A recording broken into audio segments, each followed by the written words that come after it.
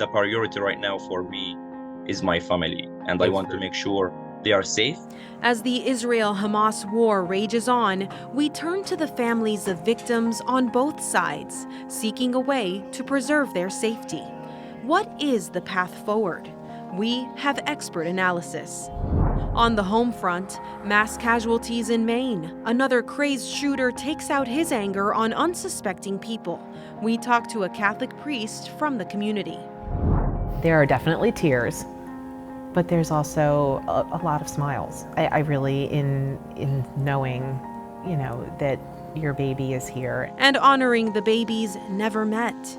A unique ministry for families who have lost unborn children to miscarriage. EWTN News In Depth starts now.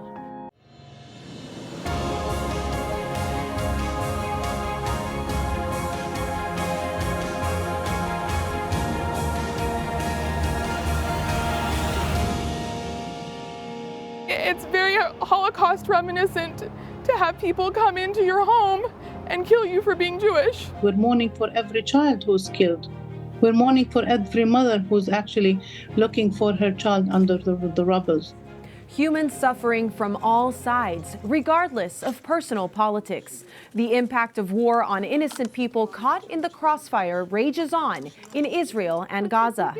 The horrors of war continue into this week. The conflict erupted after Hamas terrorists attacked, murdered, and captured innocent Israeli citizens in an incursion over the Gaza border on October 7th. That attack shocked the world. But the Israeli airstrikes in response have drawn an equally passionate response. Late this week, European Union leaders called for a humanitarian pause in the fighting to allow time for aid to get into Gaza residents. As destructive as the Israeli airstrikes in Gaza have been in the first 2 weeks of the war, it grew more intense this week. Neighborhoods leveled, civilians left homeless. Israel says the bombing campaign is focused on destroying Hamas military infrastructure, which is often built near homes and hospitals. The Gaza Health Ministry, controlled by Hamas, claims more than 6,500 people have died. Desperate residents rush those with a chance of life to exhausted doctors, and everyone on the street is left to dodge incoming. طلقت من أجلها العملية العسكرية في قطاع غزة.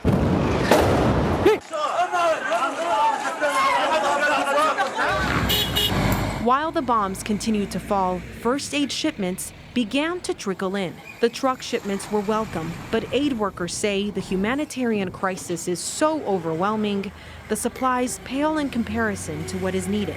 1/3 of the hospitals in Gaza are now closed, the others near collapse, as fuel or power runs out and medical supplies dwindle. Fuel shipments are not part of the aid deliveries. The Israeli military says Hamas stole large amounts of fuel from the United Nations Relief Agency, is now hoarding it, and if the hospitals need fuel, they should first ask Hamas to resupply them. As the chaos of war plays out on the streets of Gaza, it's believed at least 220 hostages kidnapped from Israel are still being held, many below the streets in a network of Hamas tunnels. Early in the week, Hamas did release 2 elderly Israeli women, one of whom described her capture. My mom is telling the horrific stories. They walked for a few kilometers on the wet ground. There are a huge network of tunnels underneath. It looks like a spider web. Israeli troops and rows of tanks remain posted along the border, ready to begin the ground war into Gaza to root out Hamas. There have been a few tank raids with quick withdrawals, but it appears the main advance may be delayed as negotiators buy time to get in more humanitarian aid and try to broker the release of hostages, more than a dozen of whom are Americans. Many hostage relatives are scared and frustrated, worried more pressure must be exerted before time runs out. There are over 200 hostages being held in Gaza right now. Over 100 of them are from 33 countries. Where is the world? We, the families of the 200 hostages, are far away on our own planet of agony. But where are you? Families on both sides of the divide, Israelis and Palestinians, plead for the safety and well-being of their loved ones. News In Depth reporter Mark Irons spoke to several relatives of war victims and others who themselves are living on the edge of conflict. Since early October, reports of thousands of lives lost, both in Israel. It's a situation that we have never dealt with it before. And in Gaza. Innocent people are killed. The violence began on October 7th with a terrorist attack carried out by Hamas, leaving a scene of bloody carnage in southern Israel. Nobody ever imagined that this can happen like that. So. Itai Eluz teaches at an architecture college. He lives with his wife and 2 young daughters in Israel, about 30 miles from the border with Gaza. Initially, he found out one of his students had been murdered. That was the first shock that I had with somebody who was really, really close to me for the last 2 years. And we didn't have even the time to understand what happened with him, and you know, the names start coming up. Names of the dead, and the list would continue to grow. I know many of people. Just this week, the brother of his wife's best friend who had been missing was confirmed dead. His body found nearly 2 weeks after the Hamas attack. I think all of Israel right now are feeling is shock. Meanwhile, innocent Palestinian lives have also been lost in the Israeli airstrikes. My aunt was killed in the bombing of the church in Gaza. Shireen Awad, her mother, and another woman spoke with us outside Bethlehem in the West Bank. About 50 miles away in Gaza, they all had family members who were killed this month inside a Christian place of worship. Most of the people that are actually affected are the innocent people who want to live. Their family members were seeking shelter from Israeli air raids in a historic Greek Orthodox church, but it was hit. Everybody asked them to go to the church as a shelter to avoid this bombing. And unfortunately, they bombed the church. They say there is no safe place in Gaza. In parts of Israel earlier this month, no place was safe from the Hamas attack. The way we lost him is going to haunt our family for the rest of our lives. From Washington, D.C., Layla Levy remembers her first cousin, Dr. Daniel Levy Ludmir, who was killed by terrorists as he tried to save the lives of others inside an Israeli medical clinic. In this point in my grief, to be honest with you, I am happy because I know he would have wanted his wife and kids to live. And they did. Levy left behind a wife and 2 children. Not only did they lose a great dad, a fantastic husband, Leahy is his wife's name. Leahy lost her soulmate. As for Layla Levy, she doesn't want to see any more innocent people killed. Innocent people are being murdered on a daily basis.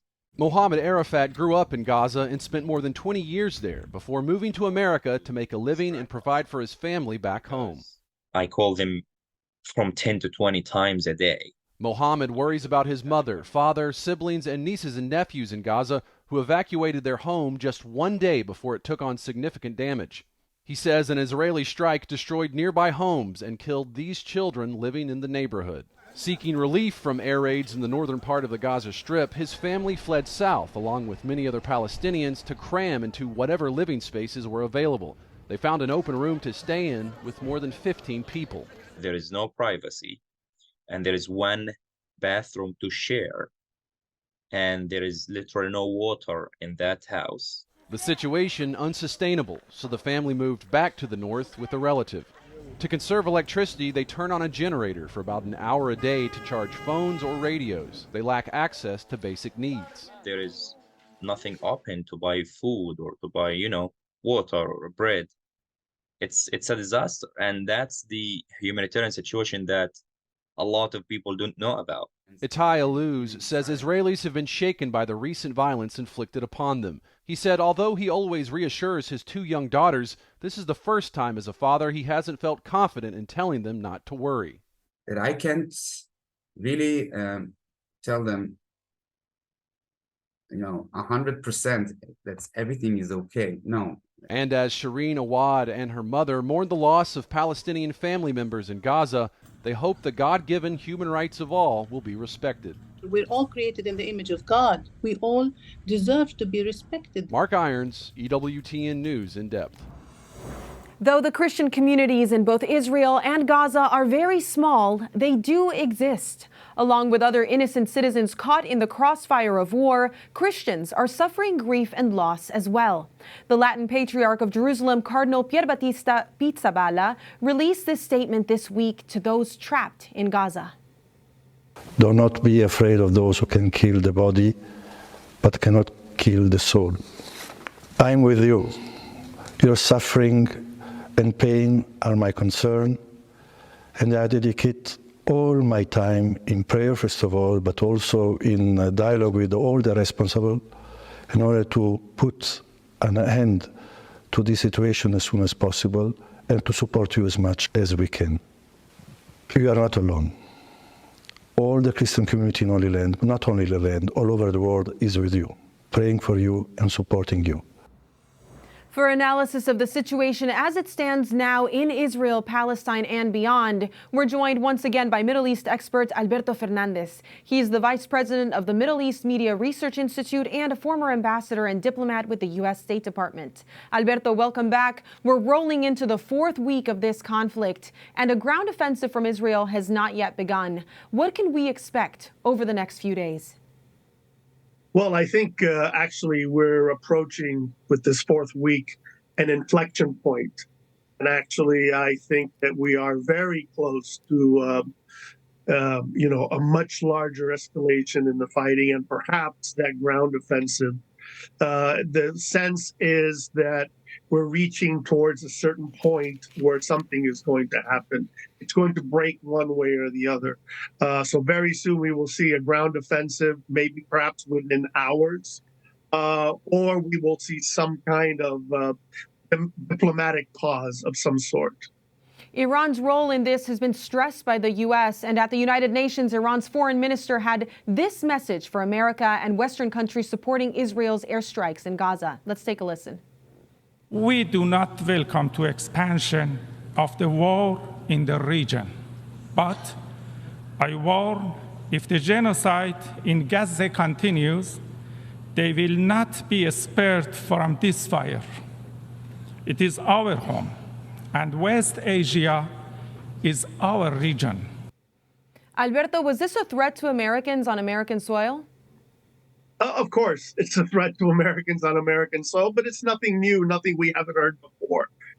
Since the Biden administration came into office in 2021, Iranian militias have fired rockets or attack drones at American bases almost 100 times and very frequently in the last few days. So, I mean, he's hinting at something which is kind of already happening, but at a lower level. It seems that all of the U.S. military, as well as the president himself, have had one word for anyone who's trying to escalate this violence. They say, don't, right? And at a press conference on Thursday, the Council of American Islamic Relations complained to the National Security Council spokesperson John Kirby about President Biden's refusal to use the Gaza Health Ministry's casualty numbers, calling him harsh. Kirby's response was uncharacteristically pointed. Let's listen to what he said. It would be helpful if Hamas would let them leave their homes, leave areas, not shelter in tunnels underneath their houses and in hospitals, and let them get out. Let them get out of Gaza if they want to leave. We know that there are thousands waiting to leave Gaza writ large, and Hamas is preventing them from doing it. That is what is harsh. Is misinformation driving some of these questions? Certainly. I mean, people have political positions, and so people in wartime, especially, and we are in full-scale war. Israel is attacked. Israel has declared war in return against Hamas. In wartime, there is disinformation and manipulation of the truth and completely false information put out. We're seeing a lot of that every day, especially from the very, very large kind of Palestinian leftist, Russian, China, Iranian nexus, which has a real presence on social media. And the continued shelling in Gaza, the loss of civilian life there, it really has shaken much of the world, especially many Palestinian sympathizers in Arab countries. Jordan is a strong U.S. ally in the region, but the wife of King Abdullah recently made big news in an interview exclusive she gave to CNN. While acknowledging Israel's right to defend itself after the horrible attacks of October 7th, Queen Rania said the airstrikes have gone too far. Let's listen to her. Even if Israel goes and defeats every last or kills every last Hamas member, then what? Haven't they left a trail of terrible memories, horrific memories, that will just create a new generation of resistance that is fiercer and more violent? Are we being told that it is wrong to kill a family, an entire family at gunpoint, but it's okay to shell them to death? I mean, there is a glaring double standard here, and it is just shocking to the Arab world. Alberto, although her point is understood on the loss of life and the resentment, why have Jordan, Egypt, and the surrounding Arab countries refused to take in refugees to lower casualties? Well, they have historically a lot of refugees. You know, Jordan is more than half Palestinian. In fact, Queen Rania herself is Palestinian. So, of course, she's channeling the Palestinian position perhaps more than the Jordanian one. I mean, it was, after all, her own father-in-law who shelled Palestinian refugee camps in 1970, Black September, when the Palestinians tried to overthrow the Kingdom of Jordan. So in having her as the spokesperson for this, is there a reason that King Abdullah isn't coming out publicly saying some similar things? Well, Jordan has to manage this reality, which is it has a very large, very vocal Palestinian population. The king himself is not Palestinian, and the military security services are not Palestinian. They're East Bankers. Or Hashemites, who are not even from Jordan. So he has to kind of walk this fine line. Jordan is also strongly supported by the United States, strongly supported by the CIA and by the U.S. military. So there is an element in Jordan's foreign policy of saying one thing and doing something else. Let's go a little deeper then into the Palestinian mentality. Many pro-Palestinian protests around the world and on college campuses in the U.S., like at George Washington University here in D.C., use the slogan or chant, "From the river to the sea." What does that mean to them? Well, it means that there is one unitary Palestinian state to be held, to exist in the Holy Land, from the Jordan River to the Mediterranean. So it is a call for the extermination of the state of Israel. What it's saying that is Palestine, all of it. You may remember hearing some chants in New York right after the massacres on October 7th, where they said, we want all of it. So often in the West, we think of a kind of a line and kind of divide pie and the, settlements and all of that. But there's an element, a very powerful element on the Palestinian side that wants all of it for themselves. They want to rule the entire region. They want the elimination of the state of Israel. They don't want to share things with Israel. They want to conquer it and destroy it. And is that a justification then for the violence from October 7th and the continued hostages that are being held? Not at all. I mean, I think that the reality is that there have been repeated efforts to make peace. There have been repeated efforts to divide things, to offer the Palestinians almost everything that they asked for. Most recently in 2008, under the Olmert government, that offered even the Palestinians a capital in East Jerusalem, but it was turned down. Now, there's a difference even between, that was the PLO. Hamas believes that all of Palestine, all of 1948 Palestine, should be one Islamic state. Well, that's certainly what's fueling anti-Semitism here. Alberto, we will continue monitoring the situation and hope to have you back. Thank you. In other major news this week, the deadliest mass shooting in the U.S. this year. Yet again, another lone gunman opening fire, this time in Lewiston, Maine. 18 people are confirmed dead and 13 are wounded, some critically. The shootings took place at a restaurant and a bowling alley where dozens of children and teens were gathered for youth night. Police began a massive manhunt on land and water for the suspect, a U.S. Army reservist who is a trained firearms instructor. Military officials say he was admitted to a mental health facility for 2 weeks this past July. At the time we record this program, the suspect is still on the loose, and police warn he is armed and dangerous. In response, schools, hospitals, and businesses in the Lewiston area went on lockdown, closed, or limited operations. Father Daniel Greenleaf, a priest at a Catholic church in Lewiston, celebrated Mass online for all those sheltering in place. We practice our faith for the idea of when you say you practice being Catholic, for the times when you really need it. And this is going to be a time when we really need to lean on the faith and not forget all the things we said about God and about each other and about our faith during the good times. This is when we need to lean on them now. Law enforcement officials say the suspect owned his weapons legally and that his family had warned authorities they were worried about his mental stability. Maine has the lowest violent crime rate in the nation, and last year, FBI statistics ranked it overall the safest state in the country. But with this senseless mass shooting once again in America, innocent victims taken too soon. Our program will continue in a moment.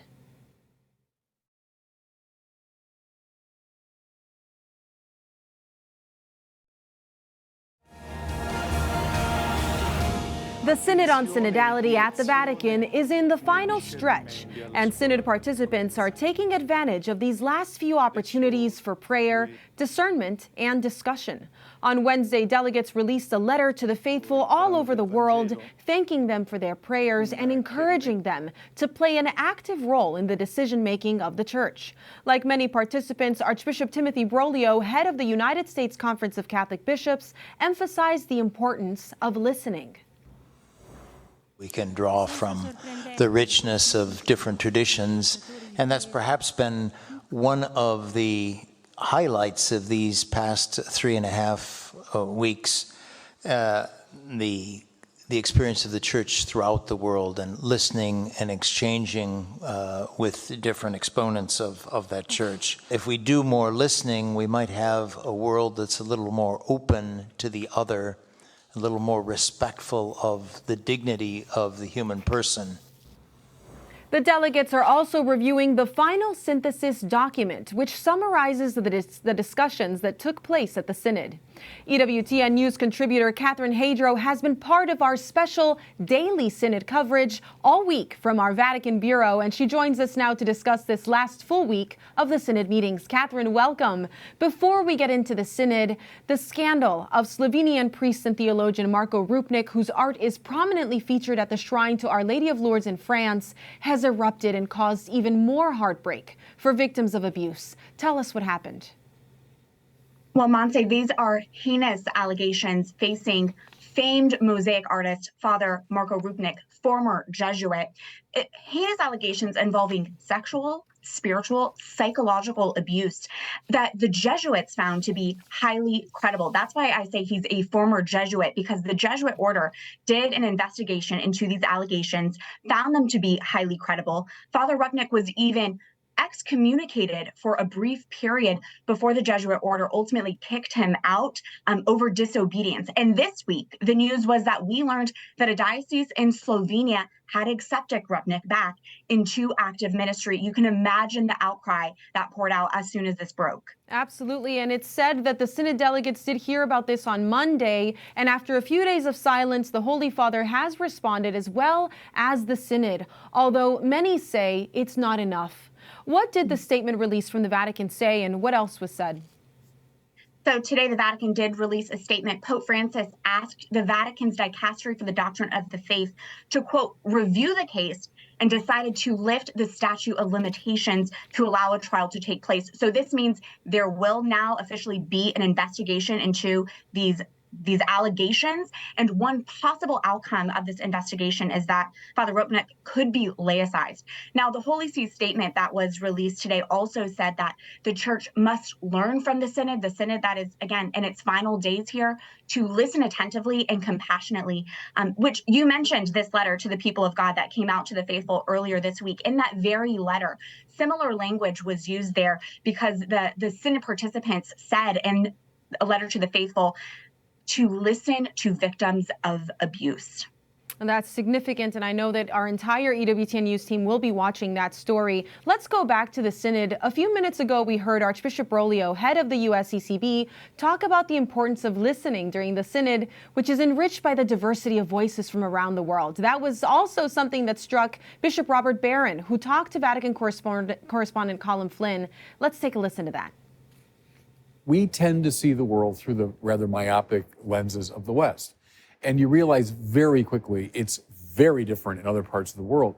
And issues that preoccupy us in the Western world often do not preoccupy people in other parts of the world at all. In fact, on the contrary. And that, I think, has been one of the interesting dynamics of the Synod. Catherine, in your reporting at the Synod, does that diversity of cultures also bring a diversity of priorities? Or has there been unity in what is being discussed for this final report? There's definitely been that diversity of thought, and I've heard from multiple people. It's really been beautiful to see the universal church be brought together in this way. But I spoke with one source who is a voting delegate, and this source made the point that because a lot of these discussions are actually timed, there's time limits to them, they're limited in their ability to really tussle and debate and really have profound debate over issues that are more sensitive and more delicate. And so this source of mine was saying they really wished there was just a little bit more opportunity to fully grapple with this. At the same time, I've heard over and over again in various conversations that the fact that the Synod is bringing people together who have various viewpoints, who might be totally ideologically opposed and otherwise would not choose to sit next to each other, are being invited to sit down with each other at this table. And could this be, in fact, a remedy to the polarization that we are marked by during these times and these echo chambers that we all find ourselves in? The fact that you are sitting next to someone who you otherwise would not have spoken to, that is something that has been a fruit, I would say, that we've heard of. Definitely something worth noting. What you mentioned about these hot button issues, there is a lot of back and forth on the issue of women. And one of the Synod participants, Renee Kohler-Ryan, had this to say. I think that the more we associate the priesthood with power that is understood in purely secular terms, the more we're feeding clericalism. And it seems that at least some of the women who are advocating for female priesthood see the priest as the one with the most authority in a local community, and so that's what they want, that authority. So I think that it does in some way feed into this problem of clericalism. Pope Francis has also stressed that clericalism is bad. What are you hearing about how the Synod might respond to the question of ordaining women? Well, Kohler-Ryan was definitely very vocal against these calls for the ordination of women. This is really important. There was some big news that broke just this week while we were here in Rome. A new book, an Italian interview book with Pope Francis, was released this week. It was actually released in Spanish over the summer. But in it, Pope Francis is very clear that holy orders is reserved for men. He has once again said, this conversation about the ordination of women, that is closed. That door is closed. It's not going to happen.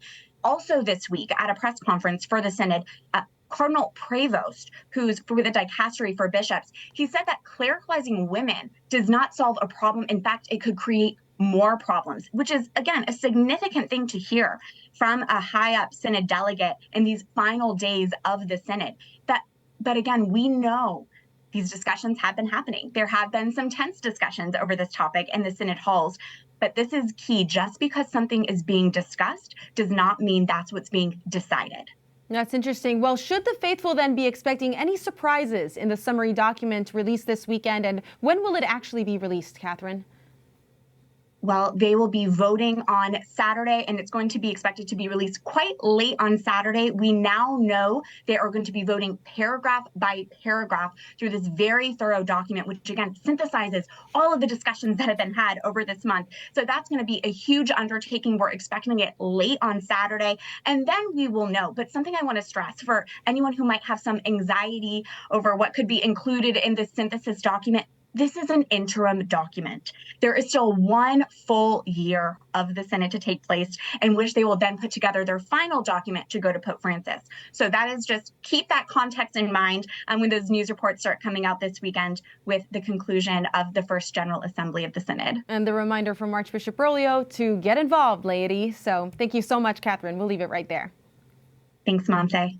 The Synod on Synodality ends with a closing Mass this weekend, which EWTN will air live. You can get complete wrap-up analysis online at our sister publications, the Catholic News Agency and the National Catholic Register. You can also watch Colin Flynn's entire interview with Bishop Robert Barron on the EWTN YouTube page. News headlines including a new Speaker of the House next in the Week in Review. I'm Eric Rosales in Des Moines, Iowa, where I sat down with South Carolina Senator and presidential candidate Tim Scott to discuss the issues important to Catholics. Plus, covering the presidential election, EWTN News continues our series of interviews with the candidates, hoping to become our next commander-in-chief. Even though they weren't living with us on this earth, there was respect for their lives. And later, recognizing grief after miscarriage. We'll tell you about a special ministry designed to help families in their pain.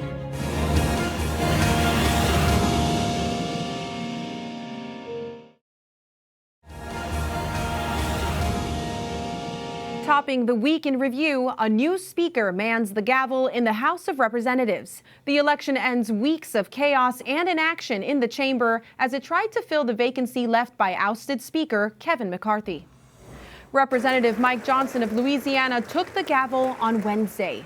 Now that a speaker has taken the reins, the House can race against the clock and pass essential spending bills before a potential government shutdown in November. In his first address to the chamber, Johnson said the House will make up for lost time. We want our allies around the world to know that this body of lawmakers is reporting again to our duty stations. Let the enemies of freedom around the world hear us loud and clear. The People's House is back in business. Top priorities include sending aid to Ukraine and Israel. In his first act as Speaker, Johnson passed a resolution that condemns Hamas and declares solidarity with Israel. But the resolution is only symbolic and does not include funding for the American ally. At the White House, President Biden hosted a state dinner for Australian Prime Minister Anthony Albanese. More than 300 guests, from politicians and government officials to celebrities, attended the lavish event to celebrate Australia's relationship with the U.S. The Prime Minister remarked that Australia has no greater friend than the United States. President Biden left the state dinner early when he was pulled out to be informed about and monitor developments in the Maine mass shooting. We continue to monitor what is happening on the presidential campaign trail. This week, EWTN News spoke to Senator Tim Scott, Republican of South Carolina, about his vision for America. As of this week, he is not among the GOP candidates who have qualified for the next presidential primary debate, to be held November 8th in Miami, Florida. His national polling numbers remain stuck in the low single digits. But Scott says he believes his faith-based message will resonate with voters in the first-in-the-nation Iowa caucus. EWTN Capitol Hill correspondent Eric Rosales spoke to Senator Scott as he campaigned in Des Moines. Let's get to the two wars taking place right now. We have Israel versus Hamas and Ukraine versus Russia. Yes. The president has asked for more money from Congress. What do you see are the priorities for this as President of the United States? If I were president, the one thing I would say is that the immediate beginning of the war that Israel is going to have to wage against Hamas to wipe them off the map, we should have our single-minded approach in funding Israel and giving them the resources, replenishing the supplies that are necessary for them to be successful. We have engaged for the last 2 years in support for Ukraine. I think separating the issues so that we can give a bipartisan, hopefully unanimous support for the state of Israel. If we can do that, that will be in America's best interest, and it will show no daylight standing shoulder to shoulder and back to back with the nation of Israel. Let's get to the issues. Issue of abortion.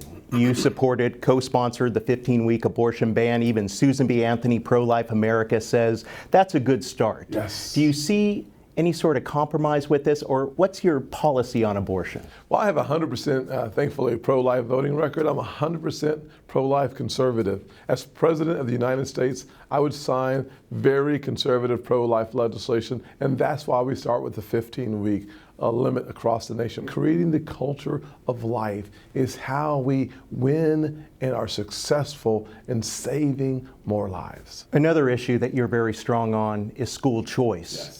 School choice, we've seen an increase in enrollment in Catholic schools after COVID, yes, even during COVID. Do you see this as a broader issue that needs to be taken by the states, or is there a federal mandate that you can come up with? Wherever the kid goes, the money follows. There's no question that a quality education is really important. And frankly, as a result of COVID, we saw kids trapped and out of the classroom, but in Catholic schools, by and large, they were still in the schools. And the precipitous drop, the largest drop in test scores in American history, came because of COVID. But the Catholic schools saw their numbers stay steady or even improve.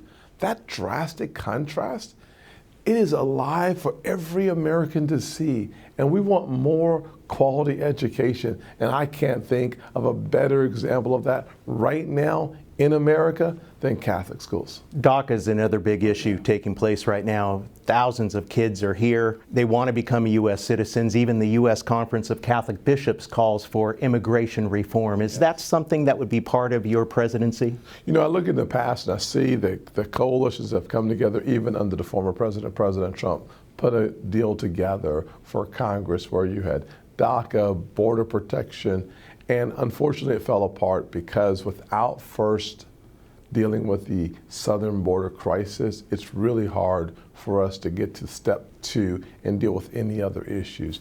And so my position would be the same, that the most compassionate thing we can do immediately is to eliminate the threat coming from our southern border. That opens up the conversation for us to talk about a meritocracy in this nation as it relates to a border and as it relates to an immigration policy. Let's talk a little bit about racism. It's still alive out there in America. You are a conservative Southern man, but also a conservative Southern black man. Yes. You are a mentor. You are someone of people of color to look up to as a leader. Do you see the presidency still having that hurdle for the African American or for a person of color? Well, I think in this nation, you can be anything you want to be, to include to be the President of the United States. We've seen it happen in the past. The good news is I have great confidence in the voters of our country that choose a candidate that best represents their character, not the color of their skin. My goal as a presidential candidate is to make sure enough American voters get to hear and see and even feel my message. When that happens, will be their choice. So getting there is our objective, but I have no doubt in my mind that the American people will support the best candidate with a character that reflects theirs as long as we get in front of them. Talk to me a little bit about how your faith has shaped your political decisions. You know, in 2013, I came up with something called the Opportunity Agenda. And the Opportunity Agenda really is my faith is embedded in my Opportunity Agenda. I'll give you a couple of examples. Number one, I believe that Matthew 25 tells us a lot about the cohorts of Americans who need specific and unique attention, whether it be widowers, or people who are incarcerated who need our attention. The fact of the matter is the gospel always leads us in the right direction of providing assistance. It says, when did I see you hungry and feed you? When did I see you thirsty and give you something to drink? When did I see you naked and clothe you? As you've done unto the least of these, so you do it unto me. I think we have an opportunity, not just a responsibility, but an opportunity to live out that message. The campaign trail can be very tough. How do you keep your spiritual glass filled? Well, the only way to do it is to start every single day off in the Word of God. Every day I have the opportunity, and when I wake up, the first thing I do is pray. The second thing I do is open the book of Proverbs and read the Proverbs of the day. And then the third thing I do is a devotional. And I listen to some positive, praiseworthy music, and then I get into my news of the day and the job. But if I ever, and sometimes I have in the past, get confused and start with the politics of the day, it kind of ruins your day. And so for me, the more I search out the gospel, the better off I am the entire day. But you can't let yesterday's gospel work for today. You need it every single day. Senator Scott, it was a pleasure speaking with you. Thank you so much. Eric's full interview with Senator Scott will be available on the EWTN YouTube page. Plus, we have additional reporting in our sister publication, the National Catholic Register. Stay with EWTN News as we continue coverage of the 2024 presidential election, candidate interviews, debates, polling, and analysis from a Catholic perspective. Up next on EWTN News In Depth, lending comfort and God's grace to those mourning the loss of a baby. One family's journey when we return.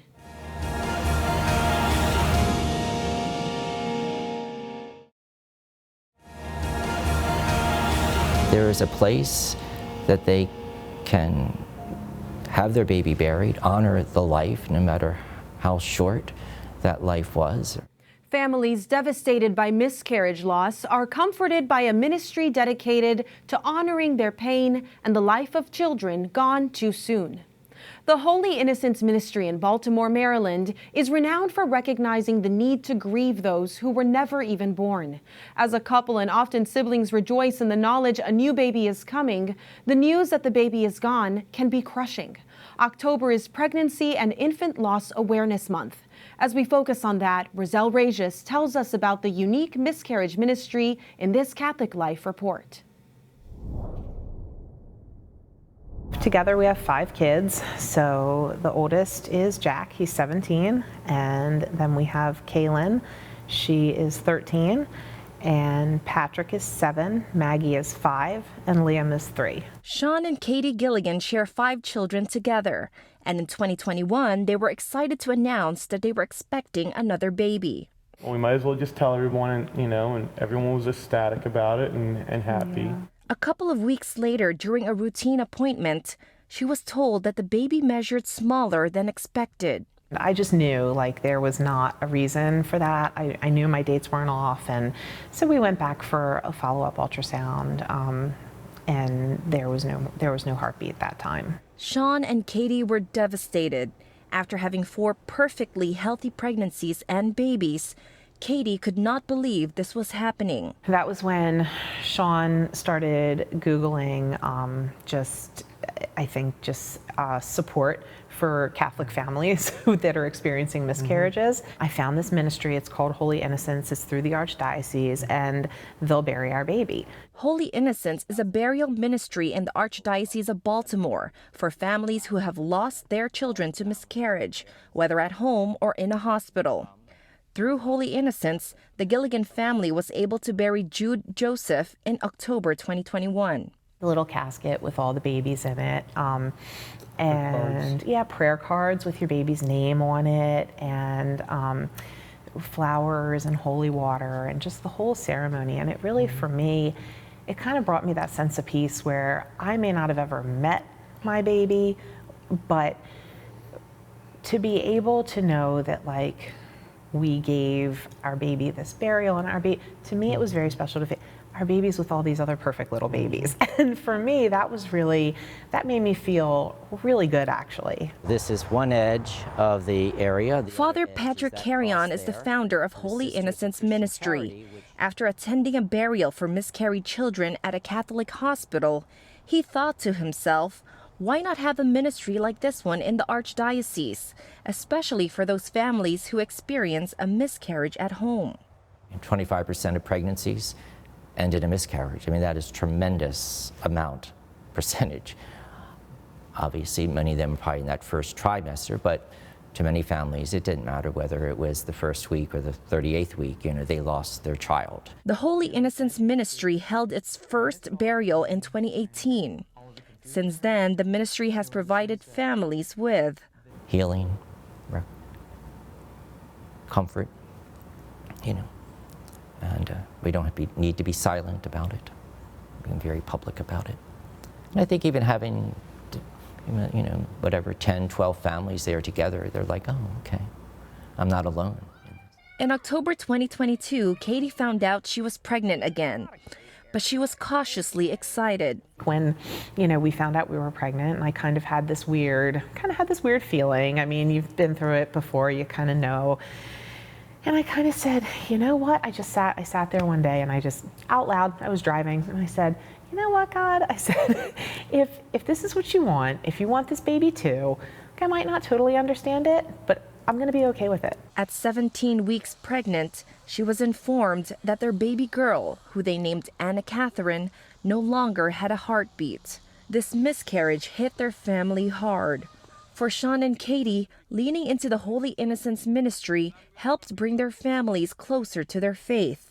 One of the things they sent just for the kids, which was awesome, is a book about explaining the loss to the children, which is awesome because, our kids will talk all the time about, well, I'm going to go pray and I'm going to go, ask Saint whoever to go check up on baby Jude or baby Anna. Their 7-year-old son Patrick was the most affected by the loss. And that's why we told Patrick, especially because he asked us why, and we told him, we're like, it was a gift from God for us to even have them for that short period of time and to know about them. So they remind the children that their siblings are in heaven with the most perfect family. The babies are with Jesus, the babies are with Mary. Mary was like the most perfect, not like she was, she is the most perfect mother. And now that's who's taking care of our babies. Like, they're really blessed. Hi, baby Jude.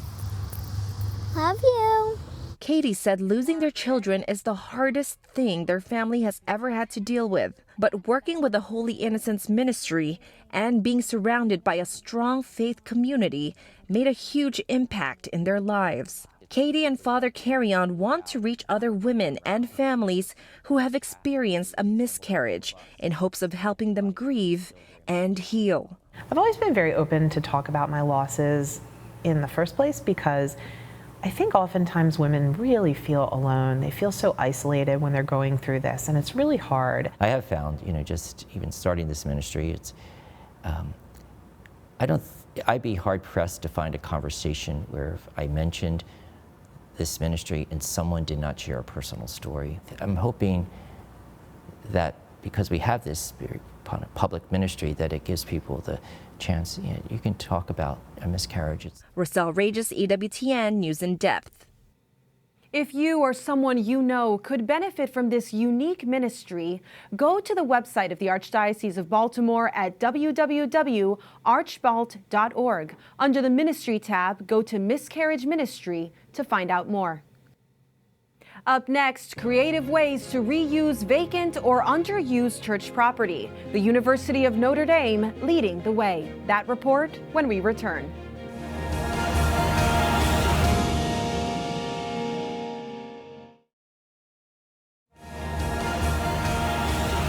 As Catholic parishes, convents, and seminaries across the United States and the world consolidate or repurpose buildings, a lot of property is standing empty or falling out of use. Many organizations are involved in trying to figure out the best way to use that property for the greater good, including the Church Properties Initiative at the University of Notre Dame. And this week, in conjunction with its fall conference, the initiative is sponsoring a contest for the most resourceful and creative way to repurpose church properties. Here are images from some of the 130 people who submitted contest ideas from 5 continents. The projects range from a Catholic Rural Life Service Center in the farmland of Wisconsin, to affordable housing units in the Old School Building in New Jersey, to Catholic student housing at a public university in Missouri. To select a winner, judges are looking at projects' financial sustainability, inclusiveness, and impact. In addition to innovative use of church property, the submissions are required to project a bold vision that is distinctly Catholic. Though the winner will not be announced until Monday, we do know the 5 finalists and are joined now by one of them. Marty Arlinghouse is the president and CEO of the Synodality Project, a prison ministry in Cincinnati, Ohio. The project his group entered in the Notre Dame competition is the planned purchase and renovation of an old Catholic church, Our Lady of Perpetual Help in Cincinnati. Formerly incarcerated men will work alongside the professionals making repairs so that they can learn a trade and the dignity of work. Once refurbished, the Synodality Project will use the church as a spiritual home for those who have served their time and are re-entering the community. Sometimes those returning citizens are uncomfortable joining a more traditional Catholic parish. Marty, thank you so much for joining us, and congratulations on being a finalist in this competition. Much of the Synodality Project's work is done inside prisons, directly with those not yet released back into community. Can you give us a sense of what your ministry provides inside those walls? Sure, yeah. The main thing is to provide the sacraments. I take care of 3 prisons, and my main job is to make sure that I regularly get priests signed up. Either first I have to get them approved in the prison and then signed up on a regular schedule to come provide Mass, confession. If I don't have a priest one week, then we have to provide a communion service. And on top of that, though, we provide RCIA and other just Catholic programs to try to create not only education for the inmates, but Catholic community for them, so that they really feel like they have a community to belong to in the Catholic faith. And what inspired you to do this life within the walls, Catholic life within the walls? It started with a priest who came to my parish when I was in college. I was a music major, and I wasn't a vocal major, but I could sing a little bit. He heard me singing really loudly, and he said, "Hey, the inmates could really use some help singing in the Mass. Do you want to come sing with them?" And I said, "Okay, sure." So I went with him one weekend, and I loved it so much that I kept going as a volunteer. And then in 2019, my predecessor in my role as director of prison ministry called me up and said, "Hey, I'm going to pass this on. I was thinking about you. Would you want to take it over?" So I was thrilled that she thought of me, and it was kind of a dream come true in terms of ministry. And a beautiful call. Well, tell us more about the Our Lady of Perpetual Help project and what you're trying to accomplish there. Why did you use this as your award entry? Well, it started with a guy asking if he could become a priest in the prison. And I thought, well, this guy's going to need something more like a monastery for him when he gets out of prison. And a monastery needs a chapel. And I've been seeing Our Lady of Perpetual Help, a couple of other churches around Cincinnati that have been abandoned. And I thought, it's a shame that those are just dilapidating and not doing anything. Maybe we can buy one of them and have that become the monastery for these guys coming out of prison. So that's how we ended up with Our Lady of Perpetual Help, and a 3-year process now of trying to buy it and get started on this community. Now, that's just part of helping the overall neighborhood, one piece, the neighborhood environment. We have a video of a nearby house the Synodality Project renovated into a chapel. Tell us about that. Yeah, so while we've been waiting for the church, we purchased our first house because we do want to have multiple houses in the neighborhood for the men to live in, and then the chapel becomes their conventual chapel. But in this first house, we took one of the rooms and we turned it into the Chapel of St. Maria Goretti. And that was a very fun and good first endeavor for us to create a chapel. And the Archbishop came and blessed it in June of this year. We've had some masses. We've had other prayer services. We do the first Friday devotion there. And it's serving as kind of the first little seed of this community to start growing this. Now, this project that you submitted, Our Lady of Perpetual Help, it hopes to create a monastic community for repentant former prisoners. What are you looking for in these men? They have to be accepted into this program first, right? Right. Yeah, we're looking for someone who at least has some kind of a strong desire for Catholic community and contemplative life. They might not be called to be a monk. They might be going somewhere else later on in life, but at least their desire is to have a community where they really are praying and working together. They're going to do recovery services. Most of the people we work with do have some kind of drug addiction in their history. And and just overall really having a strong community to be a part of, to surround them with, but also for them to truly want to be a part of a community. Oftentimes with criminality, you have a lot of isolation, and we're trying to create connection instead, so that they have a much better chance not only of not recidivating, but that they can truly become a fruitful member of the church. Now, we hope in that there might be a few who really are called to a religious life, that, like this guy asked if he could become a priest, that we're creating a community where these guys can discern that and maybe one day profess vows and perhaps even become ordained. Now, really quick, Marty, you're creating community for them. Do you have strong community and support from your bishop? Yeah, he's been very, very supportive. I mean, he came and blessed our chapel, so that says quite a bit. And the Archbishop has always been very supportive of the prison ministry. He always enjoys when he comes into the prisons. And we've kept him in the loop the whole time as we've been developing this. And he basically has just given us the green light to say, go pursue your mission and make it as best as you can be. Well, we'll say the same to you, and good luck with the competition this weekend. Thank you. Next week, we'll reveal the winner of the Church Property Initiatives competition at Notre Dame. All the projects, whether an award winner or not, bringing positive changes to their communities. And that does it for this edition of EWTN News In Depth. I'm Montse Alvarado. Join us again, same time next week, as we bring you news important to your Catholic life. See you then.